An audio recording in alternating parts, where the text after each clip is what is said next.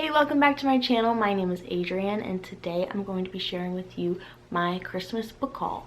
Also, yes, I did get a fresh haircut, my first haircut since COVID. Very exciting. Yesterday was Christmas. I had so much fun. My sister and I wanted to watch Hamilton for 7 or 8 hours straight and everyone else just had to endure it, and it was a great time of singing and dancing and toasting to the revolution. It was a great Christmas. So I hope you guys had a good holiday as well. And here are the books that my mom bought me first. So she just picked books off of my Amazon wish list. They're books that I specifically asked for. So first is Silver Sparrow by Tayari Jones. This is the author of An American Marriage, which I read earlier this year, I think, and I loved it so much. I wanted to read something else by her. This novel takes place in Atlanta and it follows two teenage girls who share a dad, but they didn't know that they share a dad because their dad has a public family and a secret family. And one of the girls finds out and befriends her sister from the public family. So it's about their family secrets, the bond that they form, the secrets that they're keeping. Sounds crazy, but I love The American Marriage so much that I want to read all of her other books. Next is Girl, Woman, Other by Bernardine Evaristo. This one I don't actually know much plot to, but I know it follows multiple Black British families and how their lives interweave, and it won the Booker Prize in 2019. Next I have Where the Crawdad Sings by Delia Owens. This is a murder mystery about a girl, I think lives in like the marshes or a swamp or something in South Carolina or an island off the coast, and she lives out on her own. She's an orphan, and you're going between when she starts living out there and why she's out there, what happened to her and her family, and then present day when she is accused of murdering a local man in their town. So I feel like I was not interested in this book at all before, but then I saw Drinking by My Shelf read this and love it so much, and I just discovered Drinking by My Shelf's videos like a few weeks ago, and I've watched so many. I mean, there's a week where that's all I watched is her videos. So very excited to check out some of her favorite books and see if we have similar tastes. And now switching to a book I bought for myself, which was also inspired by Drinking by My Shelf. This is The Housekeeper and the Professor by Yoko Ogawa. This is a tiny little book, but it follows a man that they just call the Professor, and he has an 80-minute memory, like long-term memory, and I guess the housekeeper that takes care of his house and her son, and the relationship that they form. I don't know if it's a romantic relationship or just platonic, but I know it also involves math or something like that. I don't know. Listening to someone else describe it, it sounded good. Listening to me describe it, it sounds weird. Now, a couple weeks before Ready Player 2 released, I saw it online and I was just in shock. Like, why haven't I heard anyone talk about this book? I loved Ready Player 1 along with the rest of the world, and I had no idea this was coming out, so I pre-ordered it, of course. Then once it came out and I spent $20 on this new book, I started seeing reviews that are terrible.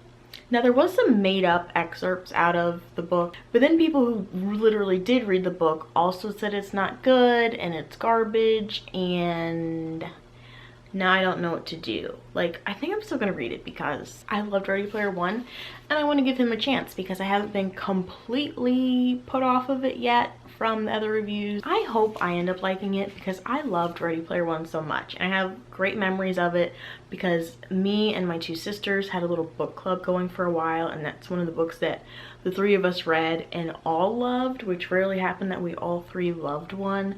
So I'm gonna give it a chance. I think I'm gonna reread Ready Player 1 soon and then read Ready Player 2, and I don't know, I hope it's good. Then I have some book of the month picks.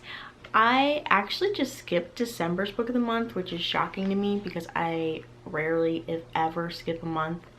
I did not like their December selections, but I did like some of their November selections. So Memorial by Brian Washington, The book is somewhere else because I read 5 pages one day and then misplaced it, of course. This book follows a gay couple.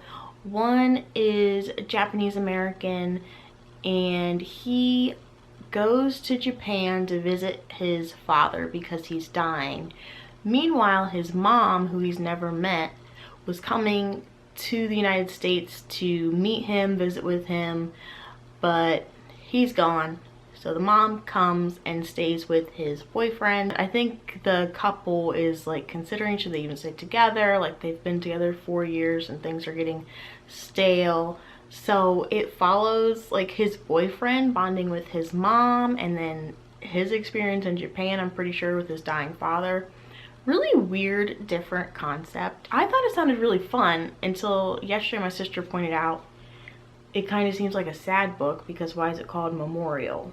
So I'm not sure if it's like a light-hearted but maybe hard-hitting book, or is it like overall sad? I'll find out soon. And then Pretty Little Wife by Darby Kane, because it's very hard to resist thrillers on Book of the Month. It says there's more than one way to end a marriage. I honestly can't understand what this is about, but it follows a woman who lives in a small college town. A student goes missing or dies or something.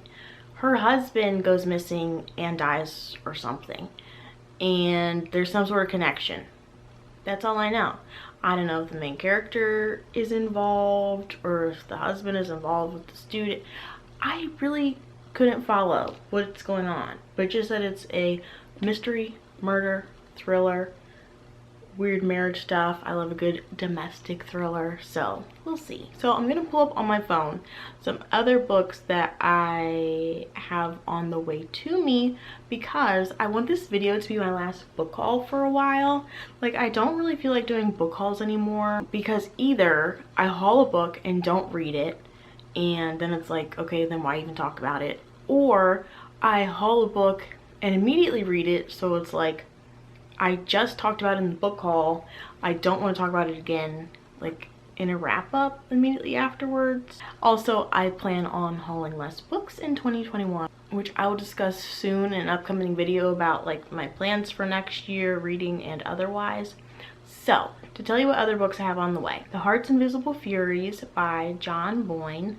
This book was crazy popular. I never had any interest until I watched Drinking by My Shelf, so I can't even remember what it's about now, but I ordered it because of her. Also, Anything You Do Say by Gillian McAllister. It's a thriller of some sort that Emma from Drinking by My Shelf likes. That's the only reason I have for buying it. And then lastly, Creativity Inc., which is the story of Pixar, which really, why in the world did I buy it? Only because I've been watching Brandon Sanderson's YouTube channel and I watched in one of his live streams, he talks about that he loved that book and recommended it. So I had to buy it just because Brandon Sanderson recommended it. So I've been highly influenced this month to buy books that people recommend, even though I don't know if they're my taste or I like the genre or even much about the book besides someone that I liked it. So we'll see if this goes over well for me. I hope it will. But thank you guys for watching and let me know what books you got for Christmas because I love when people buy me books and it's rare that people actually buy me books. So thank you guys so much for watching and I'll see you next time.